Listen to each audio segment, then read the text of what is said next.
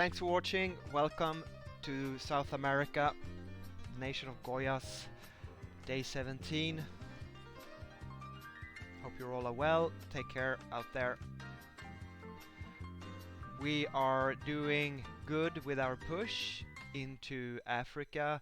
Obviously, my forces are a bit scattered and thinning out, mostly using artillery and armored cars to kind of wear down my enemies. Talk to Gabon here, and he's pretty chill with his little country down here, and don't quite have a take on Ethiopia. But I talked to him, and he's been friendly so far, but he's quiet. Libya's been asking for help to take out Algeria, and now I'm in a situation to help him. Algeria has turned AI, so he has a lot of forces, but yeah, I'm pushing into. And another nation here, Rio de Oro. It's a small one city AI nation. It's falling under the boot of the South American fascists. Yeah, not a lot of opposition here, is it? And I'm pushing up here towards Morocco, and hopefully I will take that out as soon as possible. Anyways, so the war is going well. I lost a couple of provinces to revolts, but of course I have low morale, risk of rebellion. I'm thin, I'm spread out, and so Spain, who is a kind of slave nation or puppet under Germany, and Germany forces him to give him all his resources, and he cannot take out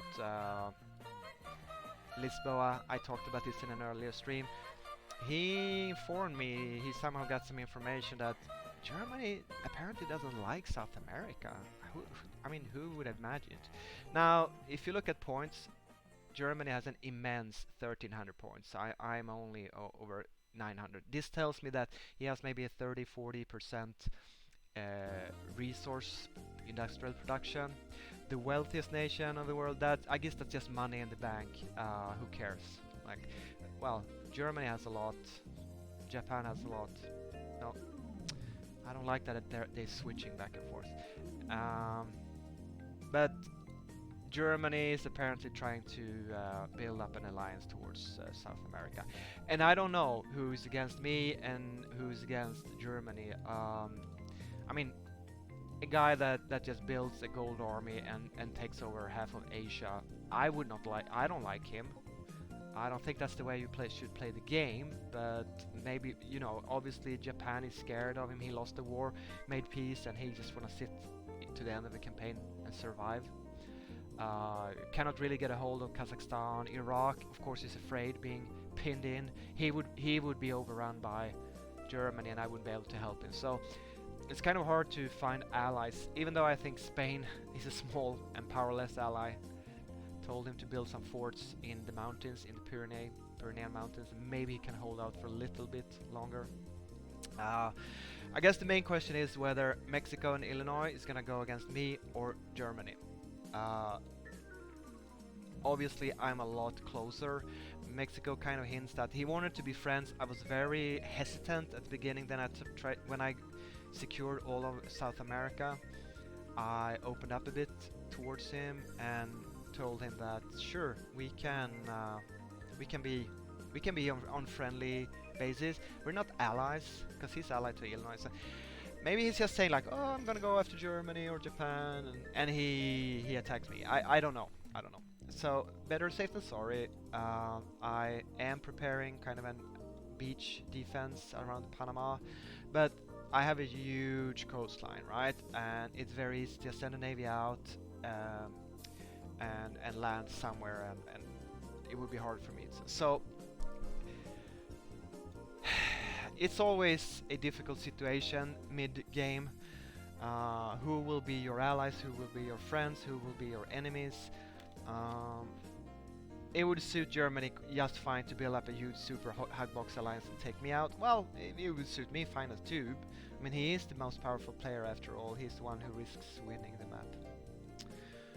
But short term, there's nothing much I can do but establish my foothold in Western Africa and just trying to gain as much territory here as possible. I'm not going to invest a lot of resource build-up production because a gold spammed air rockets and tank force might just, push me back and push me out, and the real battle will be maybe if I can survive to the end of the map in South America. So a bit of a navy protecting this channel gap here and my coastlines. A bit of coastal defenses here, around here, a couple of forts in Africa, and just basically a thin screening beach defense up here. I'm hoping to build Libya, give him back his course, and build him into a friend or ally. And I know Germany is spying on me with gold. Not quite how that works. If you can just take Germany and press espionage, and that's where you buy gold. Can you just? I guess. I mean, of course, you can buy spies with gold, because you just can just buy money.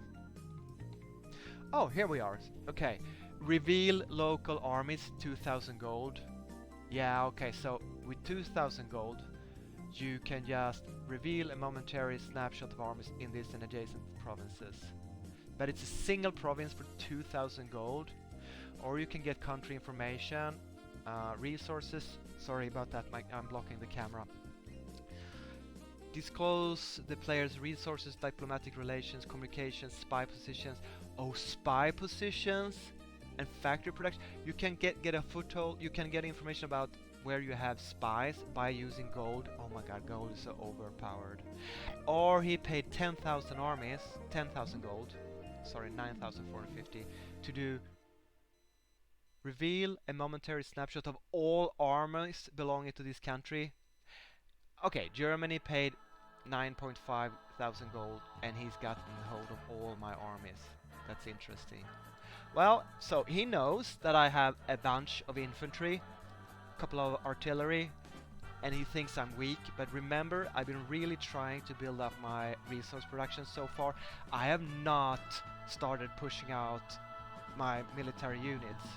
Um, you know,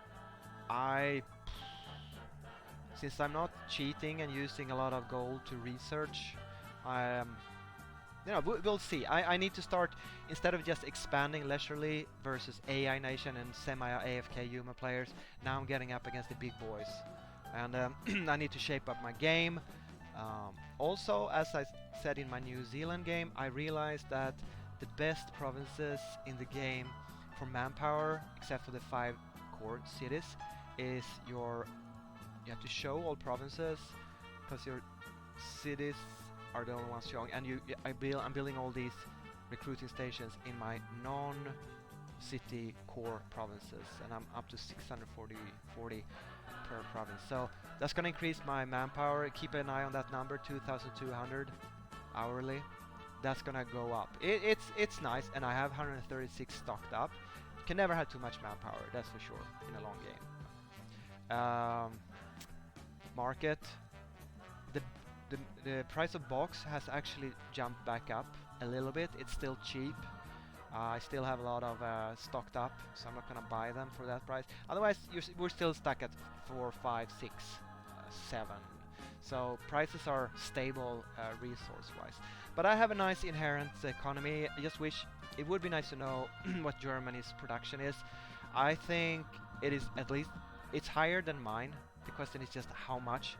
If you've been investing heavily in industry, it could be a lot higher than mine. If you've been more expanding into an army and upkeep and expanding, maybe, I'm not so far behind because my industry is advanced and his is just average. That is my hope, at least. But we'll see. We'll see about that. I don't know why I would be surprised that Germany doesn't like the second in points. He already defeated Japan, which is the third, I think. Yes, Japan. So now South Mexico and Ethiopia, Illinois are the only like medium-sized dogs. Iraq as well. So we have Iraq, Illinois, Ethiopia, South Mexico. That's one, two, three, four. Gabon, South Africa, Kazakhstan, Tibet, Alberta, Libya. They're in the game. There's seven other, but with 100 points, they're non-consequential. I'd rather have them on my side, especially if it's on a board like undefended border. But we're talking about one big dog, one semi-big dog, and a couple of smaller dogs. Lots of canine talk here. I would really like to have Ethiopia and Iraq on my side. I really would like Mexico to not backstab me, but there's nothing much I can do except I've been trying to trade and talk to them, and we'll see. We'll see. Spain is, I guess, my only friend, and I'm sure Libya likes me for helping. Diplomacy is uncertain, insecure, and you know, I'm sure Germany's immense power has a lot of impetus behind it, diplomacy-wise. I am trying to be nice and trading and talk with a soft voice. But if everyone knows, like, hey, South America has a lot of land, but it's weak, because I am kind of weak. I have enough to do what I'm doing, but I don't have enough forces to kind of scare off Mexico and Germany. So let's think about diplomacy. Maybe I should inform Mexico, like, hey dude, maybe I should tell them the truth. Like, I've been investing heavily in industry. Now I'm gonna start my military build up. You don't want to be an enemy with me, because even if you know that I'm not that strong now, in a day or two, when you're done with what's it called, Alberta up here, and turn south, and you think you're gonna take me unawares and backstab me, that's not gonna go well. So what is his option? Take out Japan, go all the way over and fight Germany, which is super strong. That doesn't sound very alluring. I think Mexico's best option is kind of to talk me into, like, oh, let's fight Germany, and then boom, he backstabs me. I don't trust him. Yeah, I would suggest a full alliance. Would he agree to? I'll ask him if he'll share map, and I don't have to share maps. I don't think he'll agree to that, but we'll see. So, more about the diplomatical situation for 13 minutes. We'll round it off here. Let's try to make it a quarter of an hour. And it seems this campaign is turning out. I don't think I lost any forces, even all those skirmishing running around, chaotic. It's just not being any strong opposition really. Oh, here we have a fight. My air force has low tech, and I barely dare show you. Look, they're all like very low health and low tech. So I'm not strong in the air. I'm not strong on the. I'm not strong anywhere. But we'll change that in a couple of days. Hope that is clear enough for you, and that you enjoyed the stream. So take care out there and have a very good day. See you in the next one. Bye for now.